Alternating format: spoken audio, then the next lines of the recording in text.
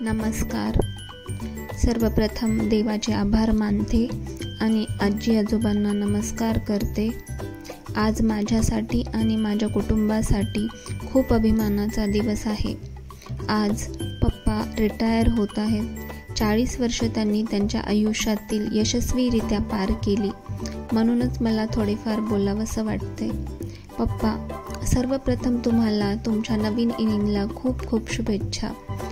आयुष्याच्या या नव्या प्रवासाचे नाव जरी असले सेवानिवृत्ती, तरी तीच घेऊन येईल तुमच्या आयुष्यात नवीन क्रांती.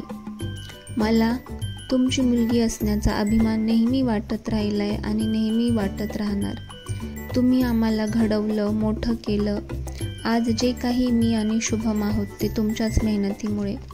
इतक्या खडतर प्रवासामधून उंच भरारी घेणाऱ्या आयुष्याकडे पाहते तेव्हा तुमच्याकडून खूप काही शिकायला भेटतं.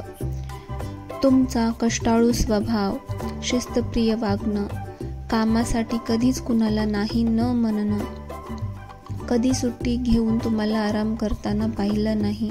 इनफॅक्ट सुट्टी असेल त्या दिवशी सुद्धा गावाकडची कामे पाहण्यात तुमचा वेळ जायचा. गावाकडच्या सर्व जबाबदाऱ्या पार पाडत तुम्ही सर्वांना जिथे वेळ पडेल तिथे हजर राहून मदत केली. आधी या गोष्टींची कधी जाणीव झाली नाही, पण आता मोठे झालो. आम्हाला पण आता समजतंय की सर्व सांभाळून गव्हर्नमेंट जॉब करणं किती डिफिकल्ट आहे.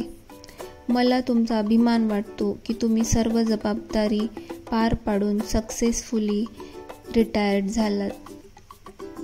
खूप धावपळ केली, खूप धावपळ केली. आता थांबा आणि जरा आराम करा.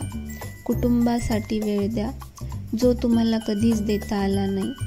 तिथे मात्र मला बोलावंसं वाटतंय की तिथे सर्व जबाबदाऱ्या माझ्या आईंनी पार पाडली. आई कुठेच न थांबता आईनी तुम्हाला भरपूर साथ दिली. आमचे गावाकडचे सर्व जबाबदाऱ्या आईनी पूर्ण केल्या.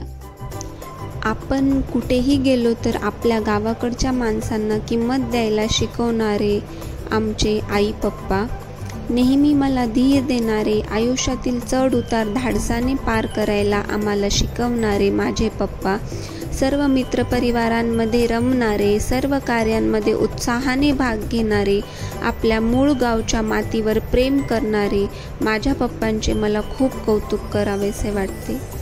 आम्हाला सगळ्यांना तुमचा खूप अभिमान आहे.